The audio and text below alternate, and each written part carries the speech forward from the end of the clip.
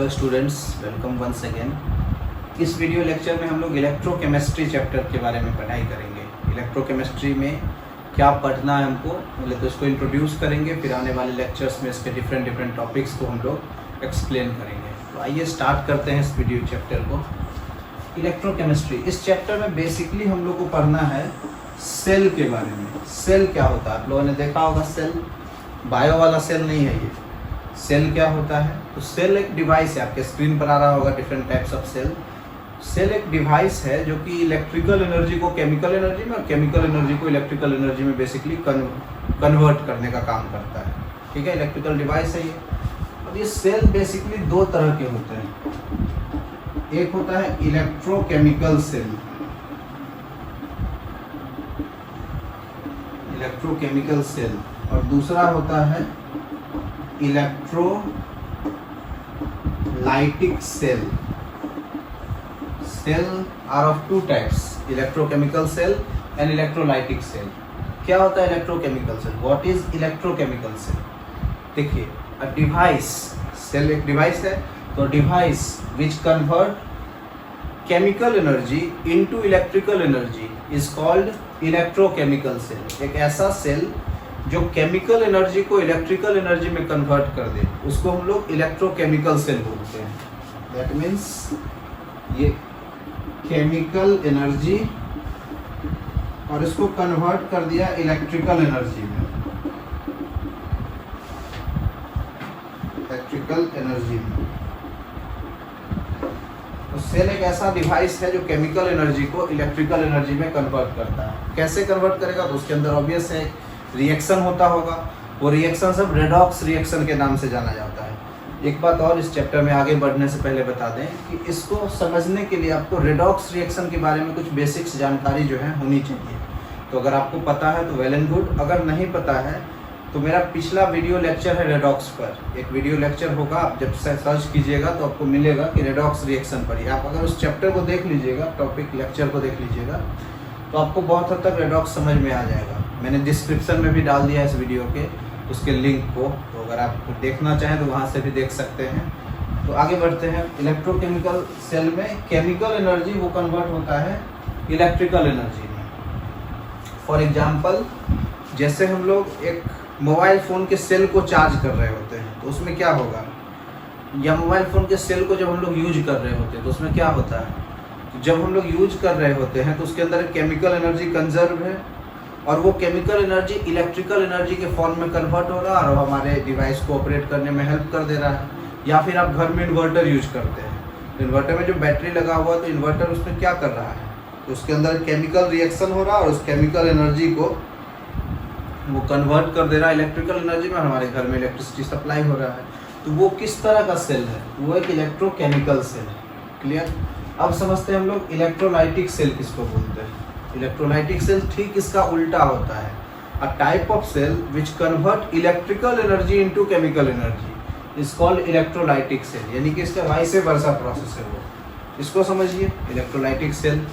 अब सपोज करिए आपका मोबाइल फ़ोन डिस्चार्ज हो गया, तो आप बैटरी को उसके चार्ज करिएगा। कैसे चार्ज करेंगे, प्लग से कनेक्ट करेंगे और उसको चार्ज करेंगे। तो जब ये चार्ज हो रहा होगा तो इलेक्ट्रिकल एनर्जी से केमिकल एनर्जी में कंजर्व हो रहा होगा, कन्वर्ट हो रहा होगा। तो उस समय वो सेल जो है वो एक्ट कर रहा होगा इलेक्ट्रोलाइटिक सेल का। या फिर एक और एग्जांपल, जब हम लोग इलेक्ट्रोलाइसिस परफॉर्म करते हैं तो इलेक्ट्रिसिटी पास करते हैं सेल के थ्रू और उसके अंदर केमिकल रिएक्शन परफॉर्म होता है। तो वहाँ पर जो सेल है वो किस तरह से काम कर रहा है, वो काम कर रहा है इलेक्ट्रोलाइटिक सेल की तरह। तो आप समझ गए इलेक्ट्रोकेमिकल सेल और electrolytic cell. Electrochemical cell is a cell which convert chemical energy into electrical energy and electrolytic cell is a cell which convert electrical energy into chemical energy. Clear? आगे बढ़ते हैं। कोई भी सेल इलेक्ट्रोड से बना होता है। सेल जो है वो इलेक्ट्रोड से बनता है।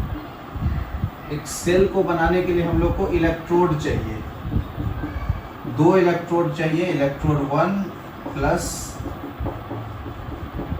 इलेक्ट्रोड 2, इलेक्ट्रोड 1 और इलेक्ट्रोड 2। इसको हम लोग एक और नाम से जानते हैं, इसको हम लोग हाफ सेल भी बोल सकते हैं। Half cell 1 plus half cell 2 दो हाफ सेल मिलकर के एक कंप्लीट सेल बनता है। अब ये इलेक्ट्रोड क्या होता है इसको समझिए, व्हाट इज एन इलेक्ट्रोड। तो इसका दो डेफिनेशन समझिए। पहला तो इन जनरल टर्म में इलेक्ट्रोड क्या है कि दो substance which can carry electricity through it and itself do not takes part in a chemical reaction। ऐसे सब्सटेंस जो खुद तो केमिकल रिएक्शन में पार्टिसिपेट ना करते हों लेकिन इलेक्ट्रिसिटी इनसे कैरी होता है तो वो इलेक्ट्रोड कहलाते हैं। इन जनरल हम लोग इलेक्ट्रोड के रूप में ग्रेफाइट का यूज़ करते हैं, प्लेटिनम का, गोल्ड का, इन सब का भी कर सकते हैं, महंगा पड़ेगा, लेकिन इन जनरल हम लोग इलेक्ट्रोड के रूप में ग्रेफाइट का यूज करते हैं। अब इस चैप्टर में क्या डिफरेंट है, इस चैप्टर के अकॉर्डिंग हम लोग इलेक्ट्रोड क्या पढ़ेंगे, तो थोड़ा सा डिटेल में आ जाते हैं इलेक्ट्रोड को। कोई भी एलिमेंट जिसका वेरिएबल ऑक्सीडेशन नंबर एग्जिस्ट कर रहा है एक पर्टिकुलर फॉर्म में, उसको हम लोग इलेक्ट्रोड बोल सकते हैं, वो इलेक्ट्रोड की तरह बिहेव करेगा। वेरिएबल ऑक्सीडेशन नंबर क्या होगा, जैसे देखिए एग्जांपल में अगर हम लोग लेते हैं जिंक Zn2+ आयन और Zn, वेरिएबल ऑक्सीडेशन नंबर है +2 है और 0 है, तो ये itself this is an example of electrode, ये एक इलेक्ट्रोड हो गया। सिल्वर Ag+ और Ag, ये एक इलेक्ट्रोड है। Cu2+ Cu, ये एक इलेक्ट्रोड है। ऐसा बहुत सारा H2, H+, 2H+ और H2, ये एक इलेक्ट्रोड है, समझ गए। मैग्नीशियम Mg2+ और Mg, वेरिएबल ऑक्सीडेशन नंबर है तो ये सब एक इलेक्ट्रोड ही है, ये सब इलेक्ट्रोड है।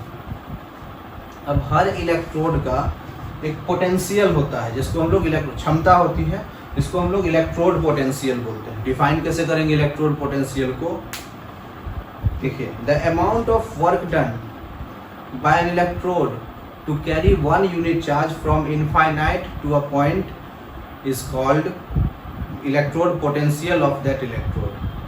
किसी भी इलेक्ट्रोड के द्वारा इनफाइनाइट से 1 यूनिट चार्ज को एक पर्टिकुलर पॉइंट पर कैरी करने में जितना वर्क डन होगा वही उस इलेक्ट्रोड का इलेक्ट्रोड पोटेंशियल कहलाएगा।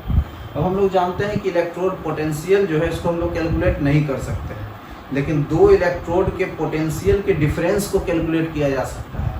पोटेंशियल डिफरेंस को हम लोग कैलकुलेट कर सकते हैं, और वो जो पोटेंशियल डिफरेंस कैलकुलेट करते हैं उसी को हम लोग वोल्टेज बोलते हैं।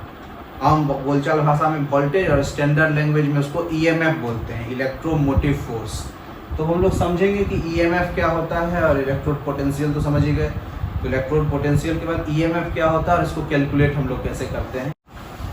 जैसा कि अभी मैंने आपको बताया, किसी भी इलेक्ट्रोड का इलेक्ट्रोड पोटेंशियल हम लोग कैलकुलेट नहीं कर सकते हैं।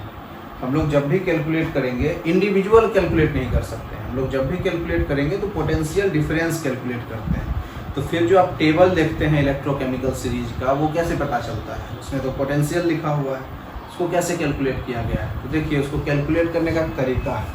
उसके लिए हम लोग क्या करते हैं, एक कंटेनर लेते हैं, इस कंटेनर में H+ आयन प्रेजेंट हो, इसके लिए HCl डाल देते हैं एक्वस फॉर्म में। एक्वस फॉर्म में डालेंगे तो उसके अंदर आयन बन जाएगा, H+Cl- आयन बन जाएगा। इसका कंसंट्रेशन ले लीजिए आप 1 मोलर, ये 1 मोलर कंसंट्रेशन है। इसके अंदर एक ग्लास ट्यूब रख देते हैं और ग्लास ट्यूब से हाइड्रोजन, इस ग्लास ट्यूब को क्लोज कर देते हैं और इसमें प्लेटिनम का रॉड लगा दीजिए, प्लेटिनम का रॉड लगा दीजिए और इस ग्लास ट्यूब के थ्रू हम लोग हाइड्रोजन गैस जो है इसमें हम लोग पास करते हैं। इसमें हाइड्रोजन गैस भरा हुआ। अच्छा, साथ ही साथ इसका टेम्परेचर जो है 25 डिग्री सेल्सियस रखते हैं। अब ये जो प्लेटिनम है इसको कनेक्ट कर दिए। प्लेटिनम ही क्यों लिए, क्योंकि हम लोग जानते हैं प्लेटिनम बहुत अच्छा कंडक्टर है और साथ ही साथ ये केमिकल रिएक्शन में ऑलमोस्ट पार्टिसिपेट नहीं ही करता है, ये खुद रिएक्शन में पार्टिसिपेट नहीं करता है। तो ये जो बना इसको हम लोग बोलते हैं SHE, स्टैंडर्ड हाइड्रोजन इलेक्ट्रोड। ये स्टैंडर्ड हाइड्रोजन इलेक्ट्रोड है। इसका पोटेंशियल को एज्यूम किया गया है, मान लिया गया है कि इसका पोटेंशियल जो है वो 0.00 वोल्ट है। ठीक है, इसका पोटेंशियल 0.00 वोल्ट है। अब हम लोग को कोई बदले में दूसरे इलेक्ट्रोड का पोटेंशियल निकालना है, तो हम लोग क्या करेंगे कि इसके साथ में कोई दूसरा एक इलेक्ट्रोड ले लेंगे। हम लोग पढ़े ही है कि कोई भी इलेक्ट्रोड हो सकता है। सपोज करिए जिंक ले लेते हैं, तो इसमें क्या करना होगा कि जिंक का एक जिंक सल्फेट, जिसमें जिंक आयन प्रेजेंट हो, उसका एक्वस सॉल्यूशन इसके अंदर डाल दिए तो Zn2+ आयन इसके अंदर प्रेजेंट है। फिर इसके अंदर एक जिंक का रॉड लगा देते हैं, ये जिंक का रॉड है ना, और इसको भी हम लोग एक कनेक्ट कर देते हैं यहाँ पर आकर के गैल्वेनोमीटर के थ्रू कनेक्ट कर देते हैं और यहाँ पर हम लोग इसका पोटेंशियल मेजर करते हैं। तो इसका कुछ तो रीडिंग आएगा, तो हम लोग क्या देख रहे हैं कि यहाँ पर पोटेंशियल 0.00 वोल्ट है और जब हम लोग मेजर किए तो इसका कुछ पोटेंशियल आया इन द सेंस, मान लीजिए सपोज इसका पोटेंशियल आया 0.76 वोल्ट। तो वही जो पोटेंशियल है वो किसका पोटेंशियल हुआ, एक तो 0.00 है और पोटेंशियल डिफरेंस 0.76 का है। तो ये जो 0.76 है पोटेंशियल वो किसका है, वो जिंक का है। तो इस तरह से हम लोग हर बार दूसरे इलेक्ट्रोड को चेंज करते जाएंगे और हर बार अलग अलग इलेक्ट्रोड का इलेक्ट्रोड पोटेंशियल हम लोग कैलकुलेट कर सकते हैं। इस तरह से इलेक्ट्रोड पोटेंशियल को निकाला जा सकता है कैलकुलेट करके। अब इसके लिए हम लोग एक चीज़ और है कि जब हम लोग पोटेंशियल कैलकुलेट करेंगे, इसको थोड़ा सा ध्यान से समझिएगा। जब हम लोग पोटेंशियल कैलकुलेट करते हैं तो इस चैप्टर में हम लोग हमेशा उसका रिडक्शन पोटेंशियल लिखेंगे। रिडक्शन पोटेंशियल का मतलब जैसे जिंक ही है, Zn2+ से Zn प्लस से 0 हुआ तो रिडक्शन हुआ, इसका वैल्यू होता है -0.76 वोल्ट। रिडक्शन हुआ तो ये रिडक्शन पोटेंशियल है। अगर इसका ऑक्सीडेशन पोटेंशियल लिखना होगा तो ये उल्टा हो जाएगा, तब होगा Zn से Zn2+ और तब इसका पोटेंशियल माइनस की जगह +0.76 वोल्ट मिलेगा। लेकिन इस चैप्टर में हम लोग को रिडक्शन पोटेंशियल पढ़ना है, इसलिए सारे इलेक्ट्रोड का हम लोग रिडक्शन पोटेंशियल ही लिखेंगे, ऑक्सीडेशन पोटेंशियल नहीं लिखेंगे। समझ रहे हैं बात को। अगर ऑक्सीडेशन पोटेंशियल क्वेश्चन में दिया हुआ भी है, जैसे फॉर एग्जांपल Cu2+, इसका वैल्यू दिया हुआ है -0.34 वोल्ट, तो इसका रिडक्शन पोटेंशियल के फॉर्म में हम लोग लिख लेंगे। कैसे लिखेंगे, तो Cu2+ से Cu तो ये हो जाएगा +0.34 वोल्ट, ठीक ना। तो रिडक्शन पोटेंशियल के ही टर्म में हम लोग लिखेंगे। अब इस सारे इलेक्ट्रोड का रिडक्शन जो पोटेंशियल हम लोग लिखे हैं, EMF जो लिखे हैं, इस सारे को एक टेबुलर फॉर्म में हम लोग अरेंज कर सकते हैं। उस टेबल को हम लोग इलेक्ट्रोकेमिकल सीरीज बोलते हैं। उसको असेंडिंग या डिसेंडिंग किसी भी ऑर्डर में हम लोग अरेंज करके लिख सकते हैं, वो आपको कहलाता है इलेक्ट्रोकेमिकल सीरीज। ये डेफिनेशन उसका क्या हो जाएगा, तो the arrangement of electrodes in ascending और descending order on the basis of their reduction potential is called electrochemical series. कुछ इलेक्ट्रोकेमिकल सीरीज जो है उसको हम उसके कुछ एलिमेंट्स सबको या कुछ को हम लिख देते हैं यहाँ पर, जरूरी नहीं है क्योंकि एक टेबल में दिया रहेगा जब भी क्वेश्चन रहेगा तो उसका वैल्यू, लेकिन फिर भी आपके समझने के लिए हम कुछ लिख देते हैं यहाँ पर। देखिए जैसे लिथियम है Li+ और Li, इसका पोटेंशियल है -3.05 वोल्ट। इसी तरह से Na+ से Na, इसका पोटेंशियल है -2.71 वोल्ट। और इम्पोर्टेंट जो है वो सब हम नोट डाउन कर दे रहे हैं। Mg+2 Mg, इसका पोटेंशियल है आपका -2.36 वोल्ट। इसके अलावा Al3+ Al -1.66 volt. Zn2+ Zn, इसका वैल्यू है -0.76 वोल्ट। इसके अलावा Fe2+ Fe, इसका वैल्यू है -0.44 वोल्ट। इसके अलावा 2H+ H2 वैल्यू क्या होगा 0.0, इसको स्टैंडर्ड बोलते हैं, याद रखिएगा। इससे ऊपर सब माइनस है, इसके नीचे सब प्लस वाला लिखेंगे वैल्यू। Cu2+ Cu वैल्यू क्या होगा +0.34 वोल्ट। इस तरह से Ag+ Ag वैल्यू क्या होगा 0.80 वोल्ट। और भी लिख सकते थे, ज़रूरत नहीं है, इतना काफ़ी है आपके लिए।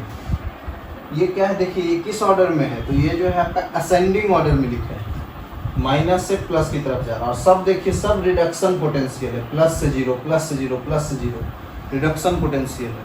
तो ये रिडक्शन पोटेंशियल के इंक्रीजिंग ऑर्डर में लिखे हैं, इंक्रीजिंग डिक्रीजिंग किसी भी ऑर्डर में लिख सकते हैं। ये कहलाता है आपको इलेक्ट्रोकेमिकल सीरीज। कुछ इंपॉर्टेंट है, इसको जरूर नोट कर लीजिएगा क्योंकि यही सब क्वेश्चन रहता है इसी सब का। तो आज इस वीडियो लेक्चर में थोड़ा लंबा हो गया, तो नेक्स्ट वीडियो लेक्चर में मिलते हैं और हम लोग सेल बनाना सीखेंगे, how to make a electrochemical cell, और सेल बनाने के बाद उसका स्टैंडर्ड ईएमएफ कैसे कैलकुलेट करेंगे वो हम लोग सीखेंगे। तो तब तक मिलते हैं अगले वीडियो लेक्चर में। Thank you.